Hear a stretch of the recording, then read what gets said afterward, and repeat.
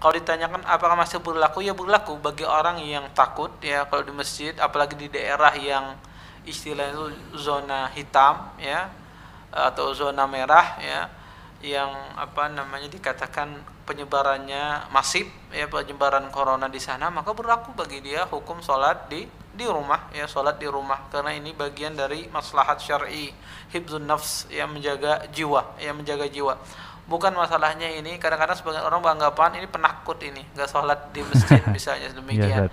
Islam sangat memperhatikan ya dalam menjaga maslahat ya, terutama dalam masalah menjaga jiwa. Makanya kenapa tadi ditanyakan kenapa orang sholat ketika hujan disuruh untuk sholat di rumah ya, diperbolehkan ya, dikasih rukhsah untuk sholat di rumah. Padahal kalau kita lihat ilahnya Ibnu Abbas, ditanya, kata Ibnu Abbas, sepertilah kami diperintahkan. Ditanya kenapa, sahabat yang lain nanya, kenapa kita sholat di rumah ketika hujan? Kata Ibnu Abbas, karena Nabi tidak mau menyusahkan umatnya. Gara-gara, padahal kalau kita lihat kesusahan apa sih kalau ketika hujan ya, palingan becek ya, atau orang lumpur semacam itu, agak susah berjalan, tidak menimbulkan nyawa. Kalau misalnya menimbulkan palingan terpleset dia semacam itu ya, tapi tidak menimbulkan mudarat yang besar. Dengan itu saja diberikan keringanan untuk sholat di rumah. Bagaimana dengan ini yang bisa membunuh seseorang, penyakit semacam ini? Tentunya lebih-lebih dikasih keringanan. Tidak itu saja, angin yang bertiup kencang di malam hari ya, itu salah satu juga faktor seseorang diperbolehkan sholat di rumah ya.